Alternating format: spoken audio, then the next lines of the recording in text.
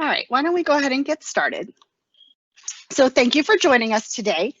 My name is Amber Watson. I'm the Director of Undergraduate Advising here at the College of Science.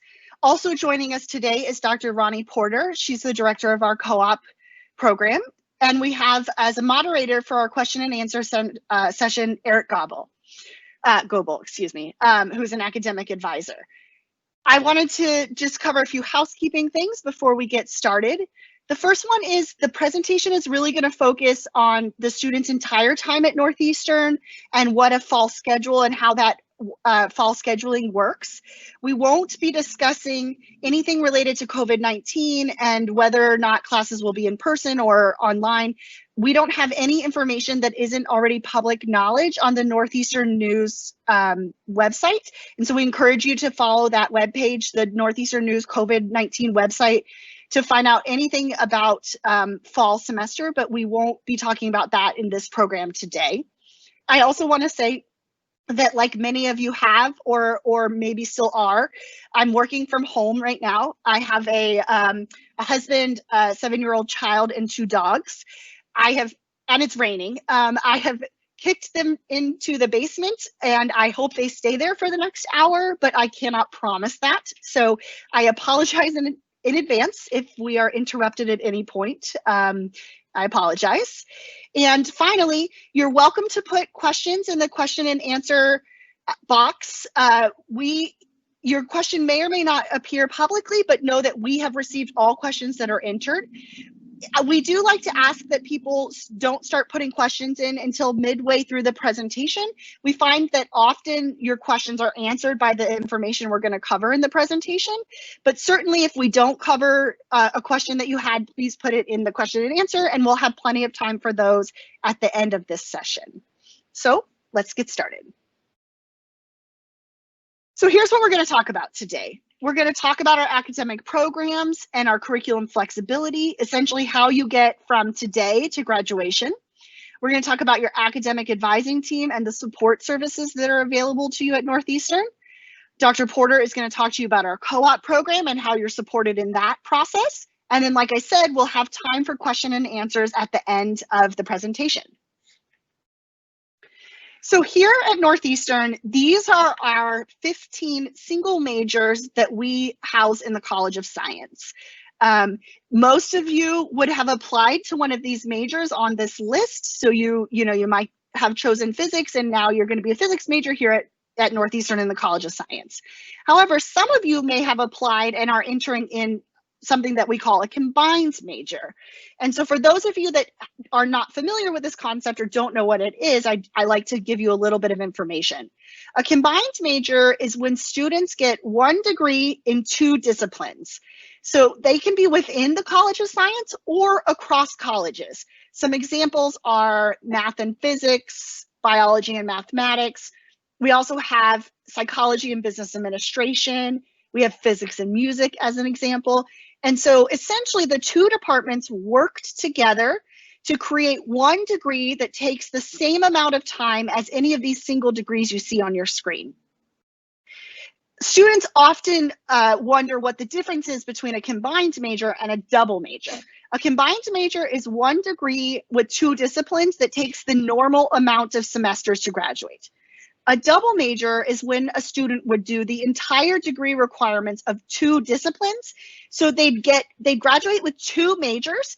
And depending on the overlap, it's often very hard to fit a double major in an 8-semester time period, which is a normal amount of time it takes to get to graduation.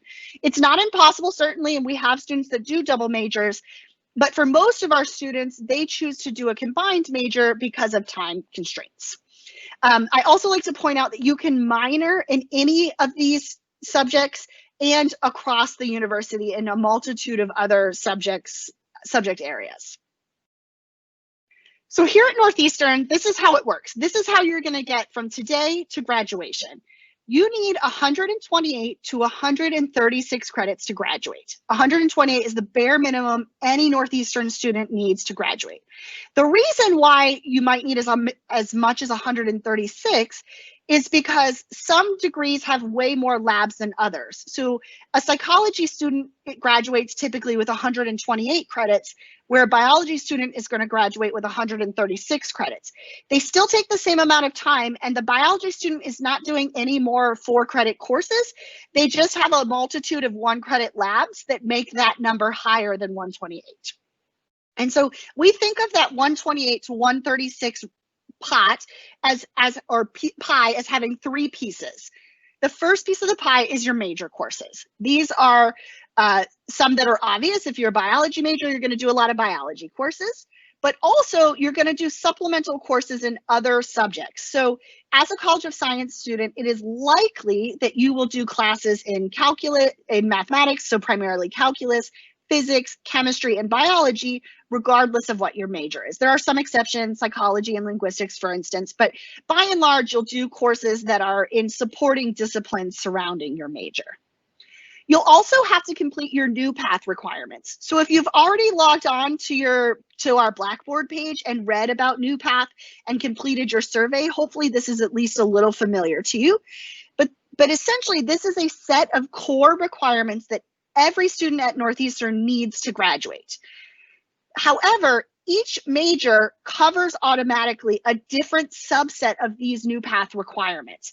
So for instance, psychology might cover ethical reasoning, but not natural and designed world, whereas biology is going to cover natural and designed world, but not ethical reasoning. And so while everybody takes new path classes, each major will determine which new path categories you need to choose to take outside of your major. And then finally, everybody at Northeastern has a set of general electives they need to graduate. That is basically the gap between the number of credits that your major courses and new path courses grant and the 128 to 136 you need to graduate. And so these can be classes that you take just because they're interesting, just because you want to, maybe you want to do a language. This is typically where students fit in their minor. So a minor is generally 4 to 6 classes, and that's usually pretty well aligned with how many general electives you would need to graduate. And so most students will do a minor to fulfill this category.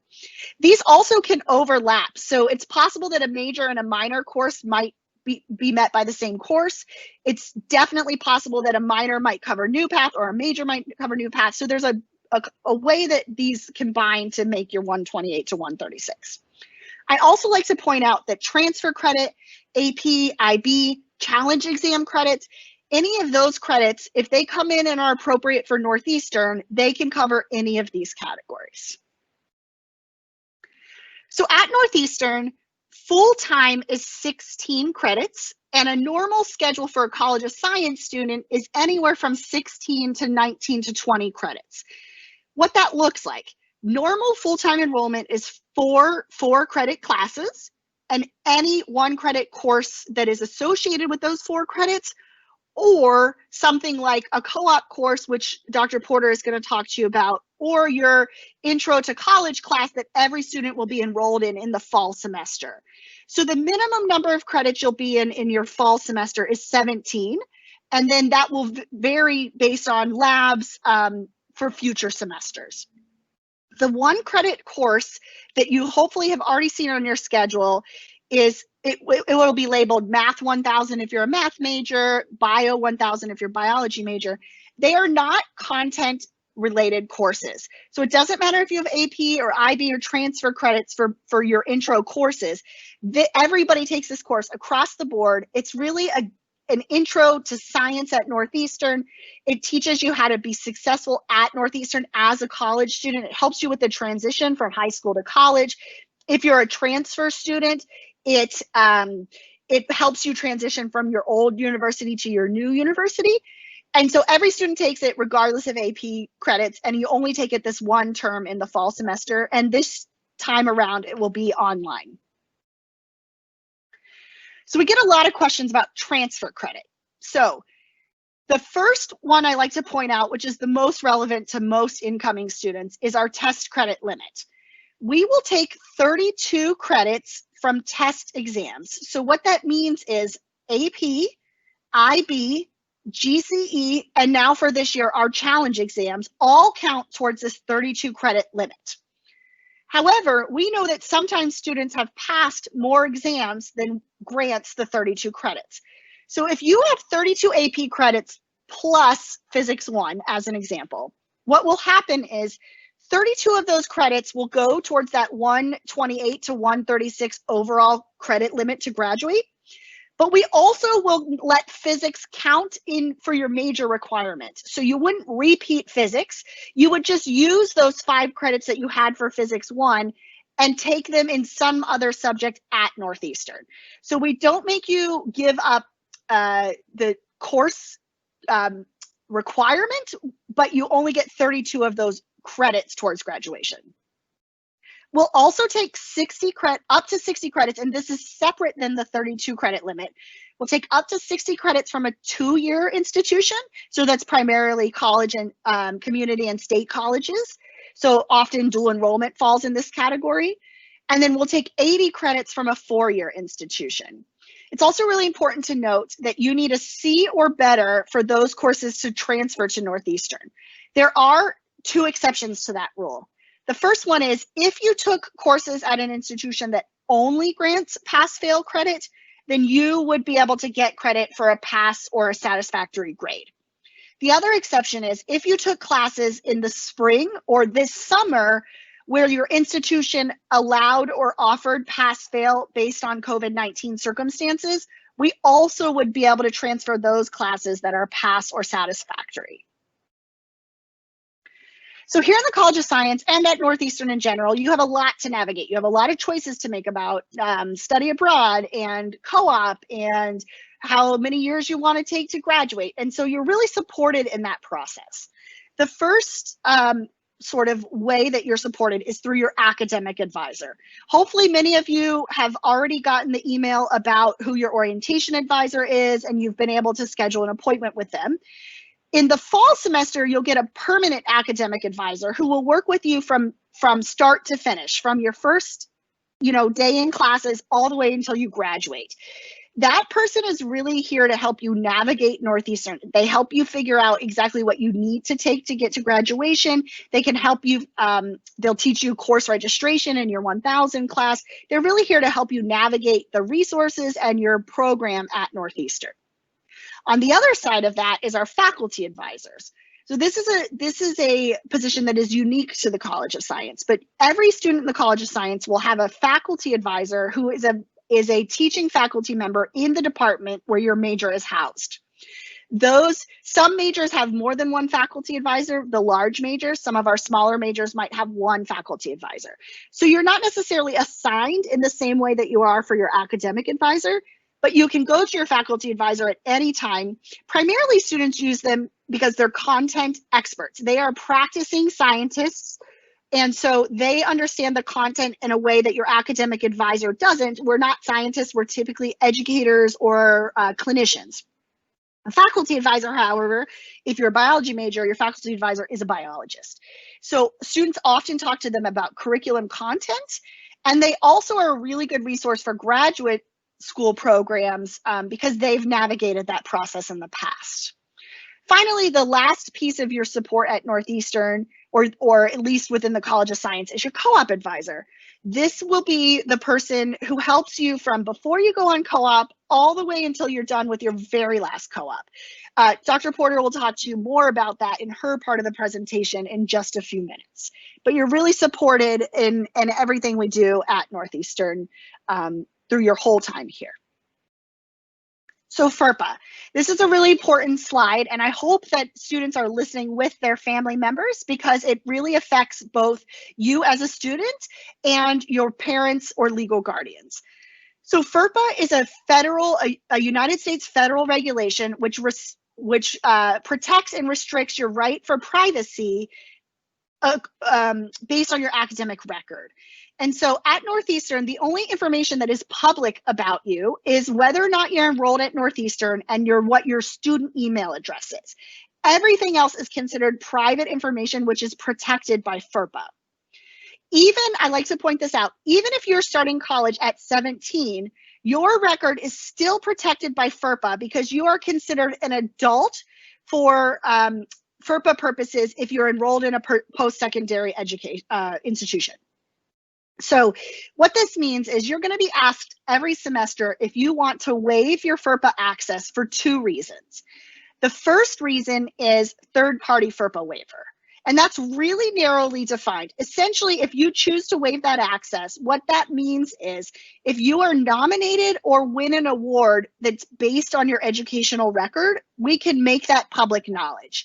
The most common example of this is our Dean's List. So if a student gets on the Dean's List at the end of the semester and they've waived their third-party FERPA, we put their name on our website. Your family members can, take a screenshot and put it on Facebook and brag about you, but we can't put your name on the website if you haven't waived third-party FERPA.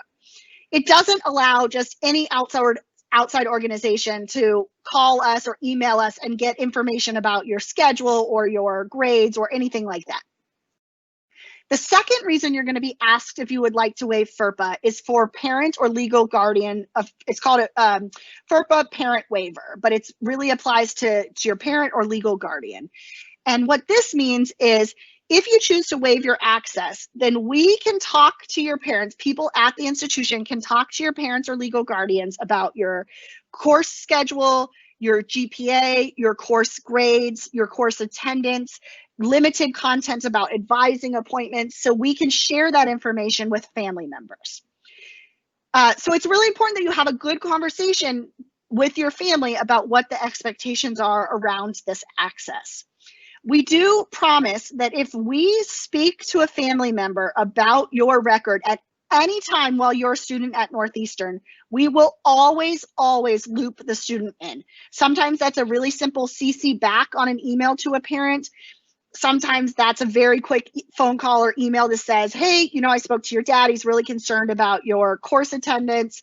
Just wanted to let you know. So have a good conversation with your family members before the fall semester starts. We have a really robust student life program at Northeastern. Hopefully you've heard about all the opportunities to get involved before now, but I'd like to point out that in the College of Science, we have a student club or organization for every single one of our majors, and many of them have honor societies.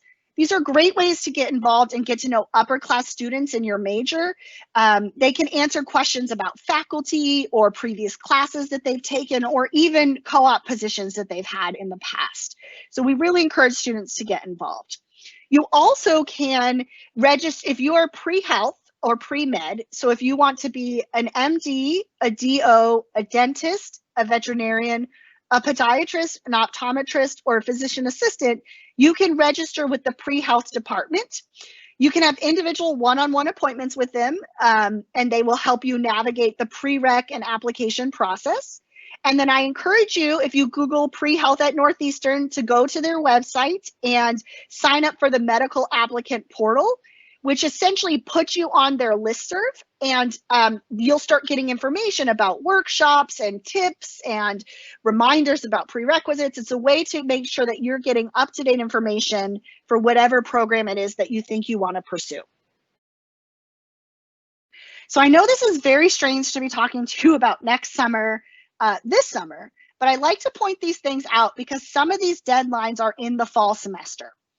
So you'll see in a few minutes from Dr. Porter's slides that you're very likely to need a summer session or two if you do if you want to graduate in 4 years and you need 2 co-ops, for instance. And so as you're planning your time here with your advisor in the fall semester, you might want to think about utilizing your very first freshman summer session, summer 1, which we call new term. There's 2 reasons for that. The first one is that many of the courses that are offered are perfectly placed for rising sophomores. And so you're able to move forward in your curriculum in a really nice way in that first summer.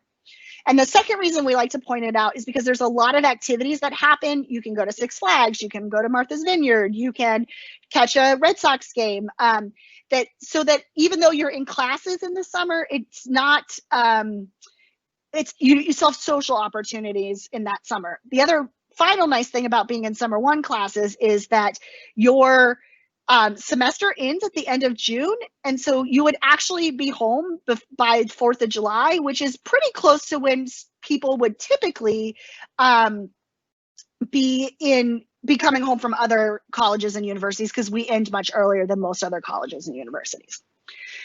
Another opportunity I like to make sure students are aware of is the National Science Foundation has research experiences for undergraduates that happen in the summer semesters. The NSF website has a huge database of these opportunities, which you can find using Google. But these are opportunities that you would apply to on your own, but they can be great ways to get research if you're thinking about medical school or graduate school in the future. They're also great ways to be really competitive for co-ops. And many of those deadlines happen late fall or early spring. And so I don't want students to miss out on those opportunities. And so I just like to point out that you should do some research if you think that's something you'd be interested in. And then finally, dialogues of civilization. So students can study abroad. They can go for a regular semester at an institution in a foreign country. That's certainly open to all students. But sometimes College of Science students don't have enough time, or they don't want to dedicate an entire semester to study abroad. And so what you could do is a dialogue of civilization. This is a faculty-led program where students go in a cohort of students of like 30 or less students, and you go, everything is faculty-led. So you take 2 classes that the faculty have designed and put together. The trip is all planned for you, all the excursions. And it's a really great way to get a global experience while not using a regular semester. The reason I point those out is because those deadlines are often in the fall semester for the following summer. So it's something that you'll want to talk to your academic advisor about at some point in your fall semester. So here's what you can expect this summer. I can't emphasize this enough. Please be checking your Northeastern email. Everything that we send to you from this point forward will go to your Northeastern email. I know that you all probably got your initial email from us in whatever personal email you used when you applied to Northeastern, but from this point forward, everything else is going to go through your Northeastern email. So just get in the habit of checking that, add it to your phones if you want. It's really important. If you haven't done so already, please complete your survey. That is the information that we use to start working on your schedule. Once you've completed the survey, make sure that you schedule an appointment with your advisor, because that is when your fall schedule will be finalized. If you've already looked on the NUGO app or looked in your My Northeastern portal and seen your fall schedule, you've likely noticed that it's not complete, and that's okay and normal. The advising appointment you're going to have in the next few weeks is when you will finalize your fall schedule. So I can't emphasize enough that you need to make that appointment with your advisor. And then finally, your department events. Each department is we're going to have something that happens in August for our students to really get to know their faculty advisors and their departments. So be checking your email for more information about that. In the fall semester, you will be assigned your permanent academic advisor. That person may or may not be the person who you're working with this summer on orientation, but you will get your permanent advisor in the fall. During the fall, you'll also make it a regular advising appointment with your advisor to create long-term planning. That's where you get to really start exploring, do I want to be here 4 years versus 5 years? Do I want 3 co-ops or 2? Do I want to study abroad? When would be the best time to go? So that's really what starts to take place in the fall semester. And then we'll have a first week of walk-ins, whether those are in person or virtual, we don't know, but there will be a way for you to get fairly immediate help in that first week of classes in case anything comes up once you actually start your classes. So Dr. Porter is going to come now and talk to us about co-op and how the process works for you. Good afternoon, and thank you for joining us this afternoon. So the co-op program at Northeastern has a long history. It actually started in 1909, so it's over 100 years old. Even though it's optional in the College of Science, it's highly recommended, and the majority of our students do participate. What the College of Science does have is an experiential education requirement for the New Path program, which is required for graduation. And for most students, co-op is the experience of choice. It's part of the fabric of the university, and it's built into the curriculum structure. Faculty are aware that students may leave campus for a period of time and then return with first-hand cutting experience from the field, which makes for some interesting discussions. It's when you take theory and put it into practice in a field that's really interesting to you. So it's basically a seamless flow that students can experience, being in class for part of the time and then leaving for co-op and then returning to class. It's a real world experience from start to finish. It's not a matching process at all, but you are an active participant. You will learn how to research employers, review job descriptions, apply to jobs by interviewing, getting hired, participate in the evaluation process. Our students are doing real work. They're members of the team of the organization that they're working in, and employers really come to depend upon them. It's a real partnership between students, co-op, faculty, and employers. I remember a time when a student came into my office and asked, is this where they hand out the co-op jobs? And that's not how it works at all. You are an active participant in this process. Co-ops are typically 6-month experiences. They go from January through June or July through December. Students can gain up to 18 months of professional experience. Boston is a really great place to work in science and healthcare. Our co-op partners include most of the major hospitals and healthcare affiliates, such as Children's Hospital, Beth Israel Deaconess Medical Center, the Brigham and Women's Hospital, Mass General Hospital, Shriners, McLean Hospital, just to mention a few. We work with a number of community health clinics.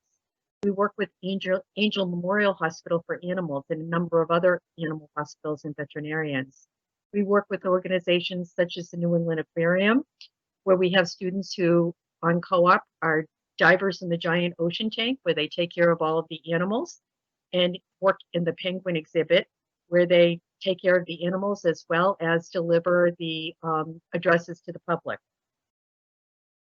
We've had students even working at Disney in science and animal care roles. We work with major biotech and pharma companies, as well as startups in the field. Some of these include Sanofi, Pfizer, Vertex, Moderna, and many others. We work with schools and nonprofit agencies, newspapers such as the Boston Globe, and a number of insurance companies and other businesses. Students develop impressive resumes, and about 50% of them are offered full-time employment by employers after graduation. We work with about 3,100 employers from over 136 countries. We have a very robust global co-op program, and students co-op on all continents, including Antarctica, where they're conducting research. We have a special College of Science Global Co-op Coordinator who works with students and employers. And we also have some scholarship support for students who are interested in going on global co-op. When can you start? Undergraduates may participate in co-op after completing at least 3 academic semesters. All students need to be on campus their freshman year, fall and spring, and the fall of their sophomore year. And then at that point, they begin to alternate periods of academic study with co-op. So the first co-op would begin in January. Half of the class would go out on co-op from January through June, and then the other half of the class would go from July through December. Transfer students are eligible to start after completing 1 academic semester. The co-op program includes a co-op preparation course, which you will do prior to going out on co-op. That will help you with your job search. I'll explain a little bit more in a minute.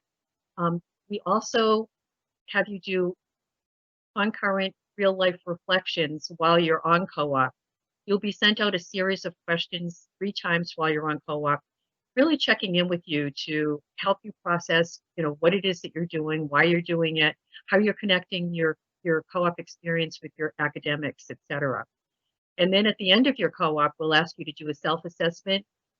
We'll also ask you to rate your co-op position and your experience and let us know how that went. And your employer will also provide feedback for you.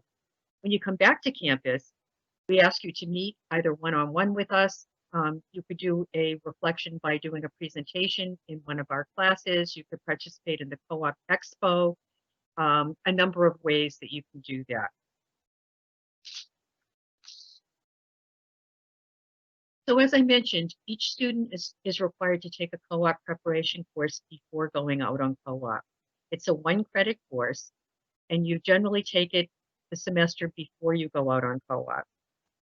It's where you will learn the job search basics, starting with researching companies, how to write a really effective resume, how to write a cover letter. We will cover interview skills where you will actually practice interviewing by doing a mock interview, actually dress professionally for an interview.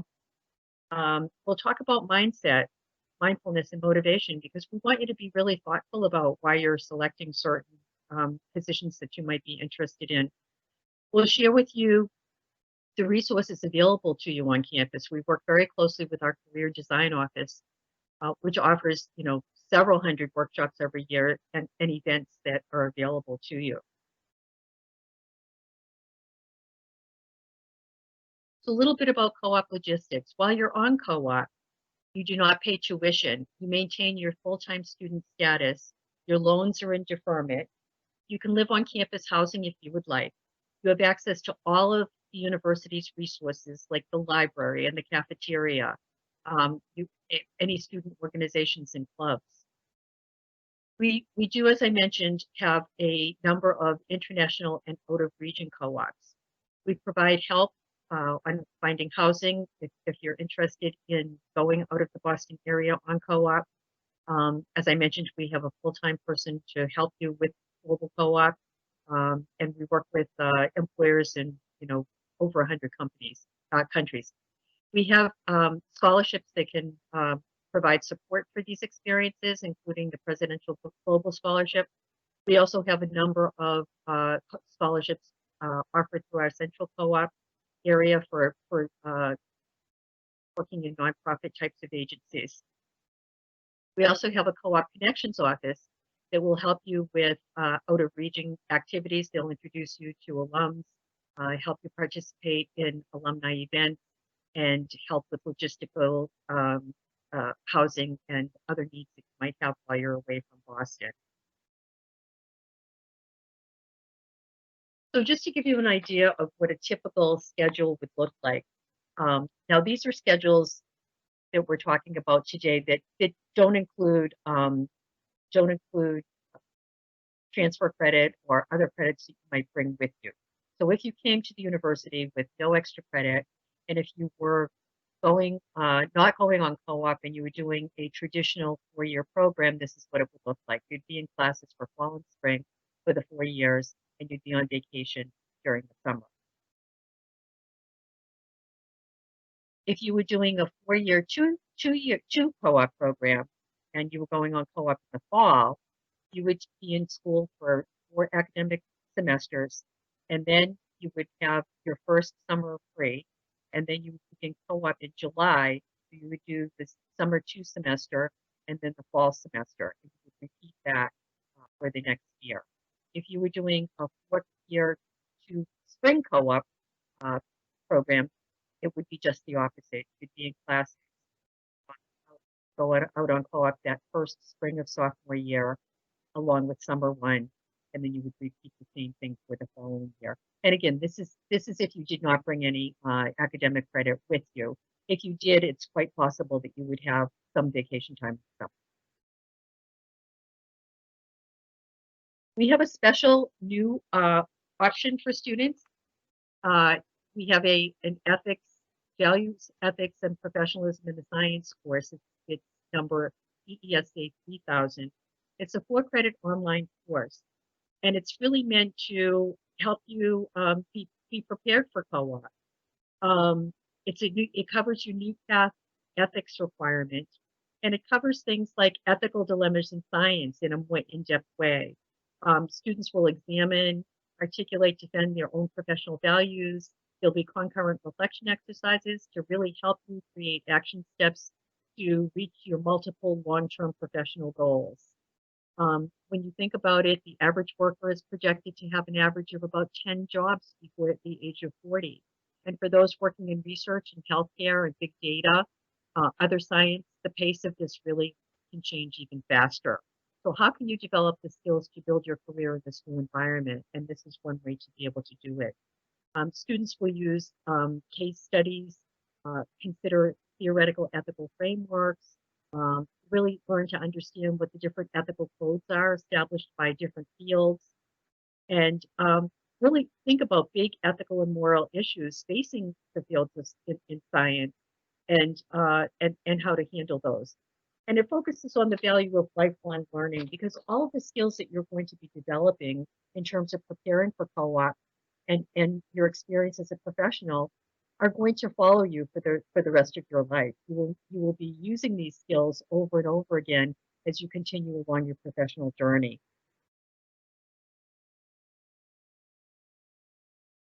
So at this point, my colleague Eric Goebel will assist us in monitoring our question and answer period.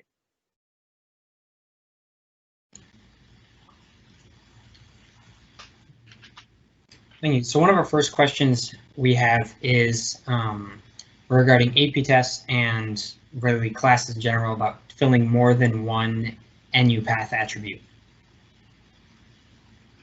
So can you elaborate a little bit on that, Eric? Yeah, so they're just asking if they can only use it to fill one of the NU and path attributes that may be listed for a course or AP test. Gotcha. So one single course can fulfill 2 new path attributes. Oh, excuse me, I just choked on air there. So I'm trying to think of an example of one. So for instance, if a course covers interpreting cultures and difference in diversity, then your AP course that comes through will cover both of those new path attributes.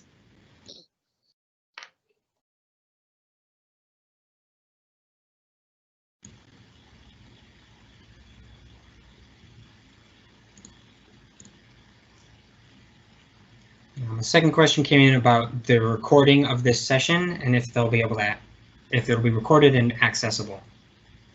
Yes, so we are recording the session. It will be available. There's also supposed to be an option for me to pull a transcript if that is more useful to people.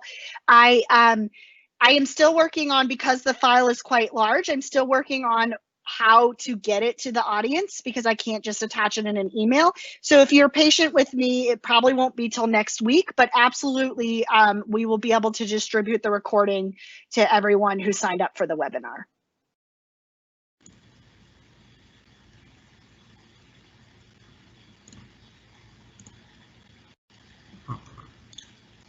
There's now a question on how to find out which attributes are covered by AP testing. Yep, so if you have been into the Blackboard page, which hopefully everybody has at this point, there's a whole section on AP and test credits, and each of the exams are listed in which Northeastern course it covers and which new path attributes that it covers. You can also use the transfer database, which if you Google transfer database Northeastern, it will take you right there. And if you look, it's in alphabetical order, so it's under advanced placement. You'll see a list of all the AP tests and which Northeastern courses they cover and which new path attributes they cover as well.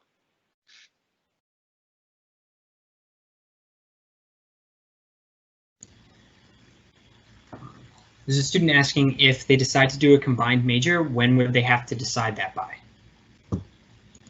That's a great question.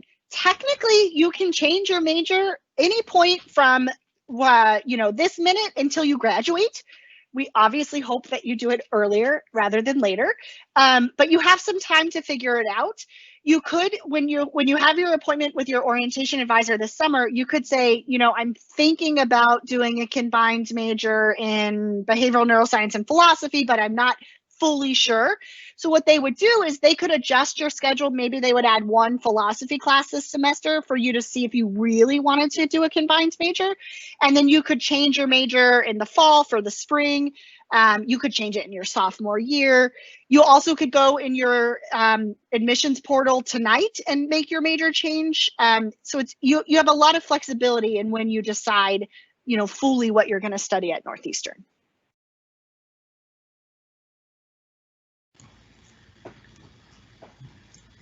We had a question on the challenge exams and if they will count the same as the AP credits that would count.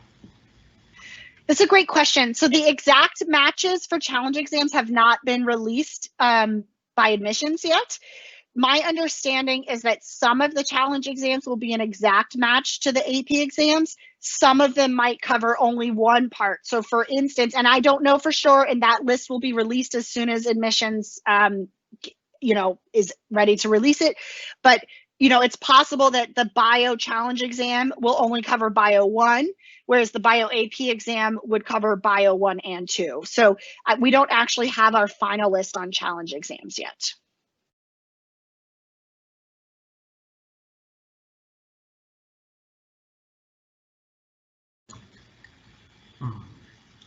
Financially, what is the cost of each summer session and how does that break down comparatively? Yep, that's a great question. Each summer session is considered half a semester because you only take 2 classes. 2 classes is full-time enrollment in a summer semester. So if you did summer 1 and summer 2, it would be like paying the same amount you would in fall and spring. But if you do summer 1 or summer 2, you would pay half tuition.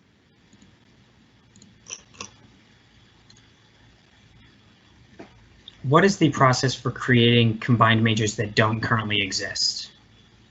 Yep, you have to work with both departments to basically convince them that a combined major makes sense and is relevant to the student body at large. It often takes some time, so it is not something that you should count on in your very first semester here. You certainly can start working on it in your first semester, and that's actually the ideal time to start. But you would pursue whatever major you're currently in until everything goes through governance and it's fully approved as a new combined major.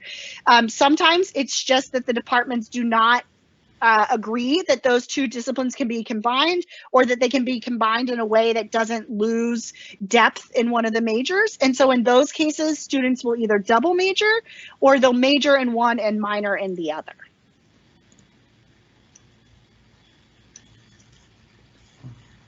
We have a question on if it's possible to change majors to a different college.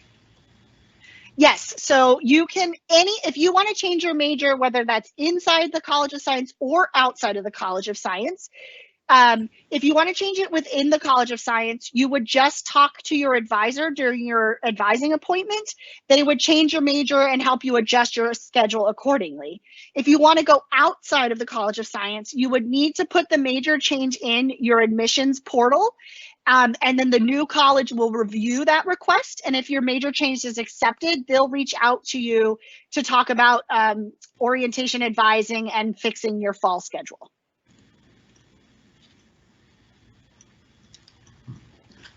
And we have a student asking for some clarification with Calculus AB requirements along with the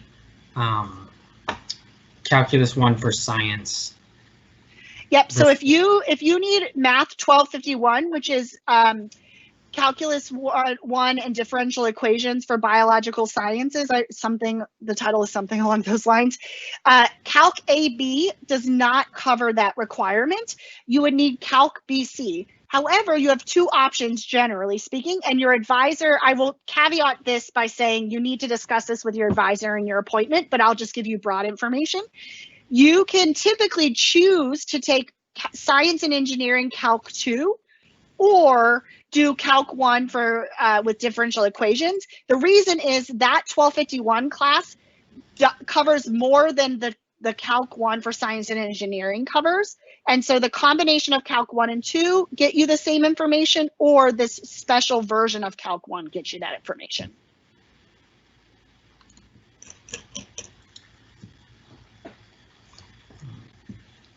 Do students need to register for challenge exams, and if so, when?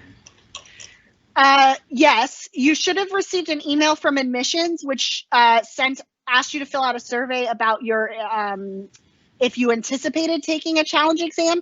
The entire challenge exam process is going through admissions, and so your in the advising office, we'll get your challenge exam results when you're done and help you adjust your schedule if we need to.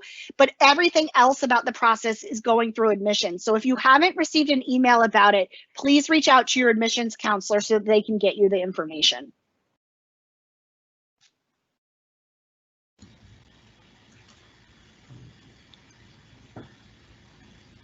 If a class comes in as both AP and dual enrollment, is there an advantage to submitting it as one or the other?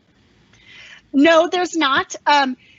It's actually not uncommon. For instance, let's say you took Bio AP and you passed, so you get credit for Bio 1 and Bio 2, but maybe you took dual enrollment of Bio 1. You'd actually, it wouldn't matter because you would get Bio 2 credit from your AP, and then you'd get Bio 1 credit either from your AP or dual enrollment. You obviously don't get double credit for the same course, but you should submit every credit that you have, whether it's AP or transfer, and the system will just pick one. There's literally no advantage of one versus the other. If it's the same course, one of them will fulfill graduation requirements and the other one will just look like a repeated credit.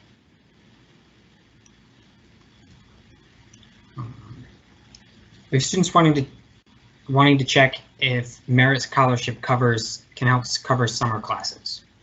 So I will give you a very generic answer. The answer is typically yes. However, you always need to check in with your financial aid counselor for anything financial related. Academic advisors don't have any ability to see a student's financial records. Typically, the way it works is if you're awarded 8 semesters of aid through a merit scholarship and you take a summer class or a summer semester, so 2 classes, they would do half of your financial aid for that semester and then hold half of it for the next time you did summer classes. That's generically how it works, but each scholarship and grant has slightly different rules, and you should always check with your your financial aid advisor to verify.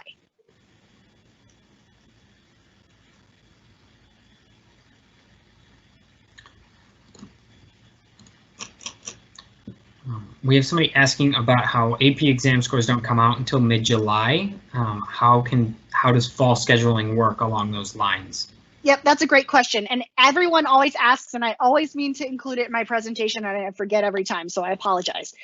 We will schedule you based on how you think you did. We find that most students are pretty accurate. If you took the test and you're like, oh, I knocked that out of the park, that's generally true. Same thing for if you took a test and you're like, I've never heard those words before. That's also generally true. So we'll schedule you how you think you did. And then once scores are out, we get a list of all scores that are submitted and we'll reach out and adjust your schedule. Also, you can let us know when your scores come out if there's any changes that are needed, and we'll adjust your schedule.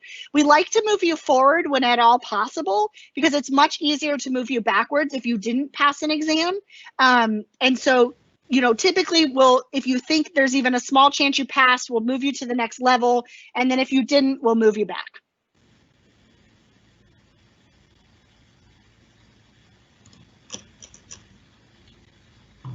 We have a student asking about the feasibility of a double major and if there is an option to theoretically do a regular major and combined major as a double. So it is possible. Combined majors are meant to fit in the same amount of time as a regular major. So it would be like doubling with any other major. It will really depend. You can only have a certain amount of overlap. So what you couldn't do is have a math physics major and a physics single major, right? It would need to be 3 different subjects for you to be able to pursue them in that way. But it is logistically possible. When are the AP score reports due to Northeastern to be able to be used? That we usually get them in early July, but even if they don't show up on your record until mid-August, because we have to process them, it doesn't mean that we can't schedule you in the appropriate classes. So technically, as long as your AP is in there before you graduate, we're all set. Obviously, we want it on there way, way, way before then. But as soon as students have access to their scores, you can let us know and we can adjust your schedule if needed. And the required scores for APs are 4s and 5s. Correct. Yep.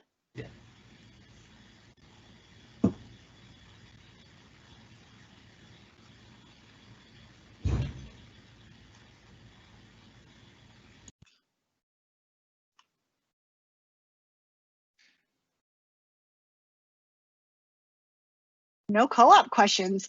Ronnie hasn't answered a single question yet. I know. I'm still here. It's very unusual.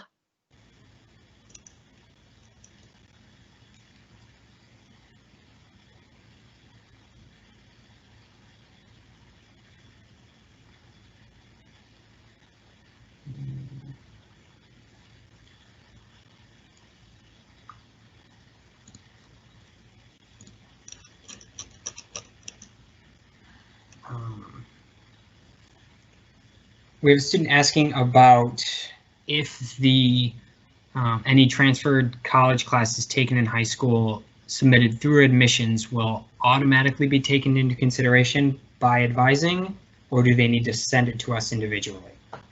So if you've sent your official transcript with final grades to admissions, it will appear on your record. However, sometimes there's a gap between when admissions uploads it to the systems that we can see. And so it's really important that in your survey and also in your advising appointment, you let the advisor know that you have transfer credits, because we certainly will schedule you accordingly. But every once in a while, there's a gap. So if you pulled up your degree audit today, you might not see your transfer credit, even though you know you gave a final transcript to admissions. As long as we know what you took and what it's going to count for, we will definitely adjust your schedule. And then it may be some time after that before it actually shows up on your record. Are there any instances when a student might not want to use a passing AP score for credit? That's a great question. So the typical concern is regarding pre-health issues. And our pre-health office strongly recommends that students move forward. And if they're worried about not having enough prerequisites because they have an AP exam, they suggest you take an upper level course in that discipline. So a lot of students think that they have to have Bio 1 and 2, Chem 1 and 2, Orgo 1 and 2, very specifically as prerequisites for medical school. And that's not actually true. You need semester hours in specific subject areas. So if you come in with Bio AP, we strongly suggest you move forward. And then if you feel like you need another bio class, because maybe your major is chemistry instead of bio, we would just suggest you take an upper level bio course later. The only exception to the rule, generally speaking, it's certainly a per person question and a per person answer. But the general rule of thumb is if you have a chemistry AP credit, your next course is organic chemistry. For most students, that's totally fine. We put freshman students in organic chemistry all the time. However, it's a pretty hard class, and sometimes that's like a little too much for a student to want to take on in their first semester. Maybe you want to repeat chemistry as a refresher before you move to Orgo. But generally speaking, we say take your credit, move on, and take more upper level stuff later on. Ronnie, going over to co-op, is it possible to do multiple co-ops with the same organization or company, even if they're not consecutive? I'm sorry, would you repeat that, Eric? Absolutely. Is it possible to do multiple co-ops with the same organization or company, even if they're non-consecutive? Yes, it is. So we encourage students to really look at the job description, and if an organization can offer a student more advanced responsibility or a different project, if they return a second time, we would, absolutely encourage a student to do that. Some students do that, and other students decide to try different organizations.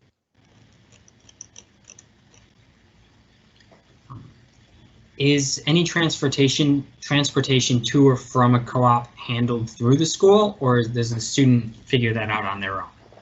Students figure that out on their own. With the current health situation, do you expect any changes in co-op opportunities, and especially those abroad?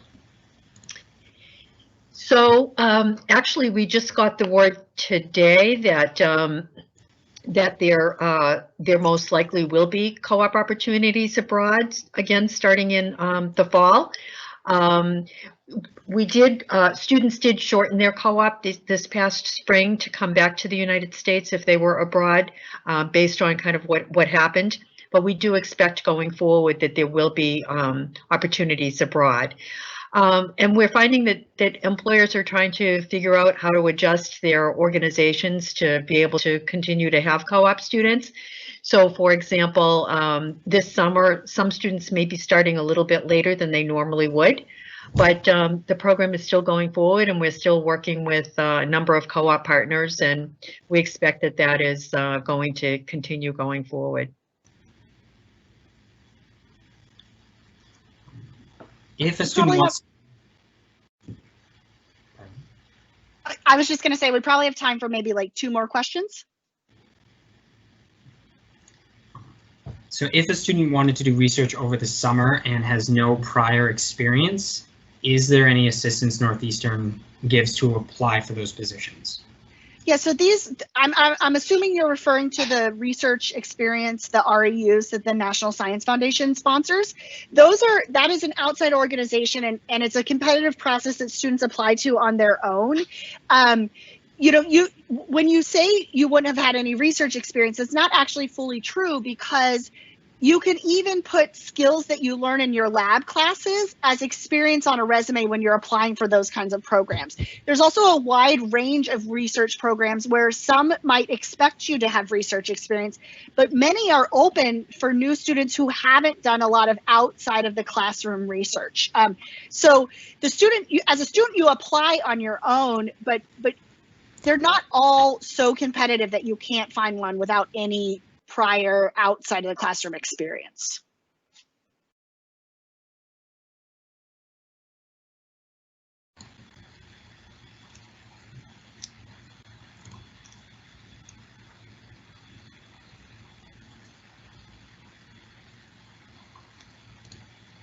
Looks like that's all of the questions that we have. All right, well, thank you very much. I hope to have this recording out to the attendees by next week. Like I said, I really just have to figure out how to get such a large file over to you. But thank you so much for attending. I hope this was helpful. And please check your Northeastern email from this point forward and make an appointment and fill out your survey if you have not already done so. But otherwise, thank you so much.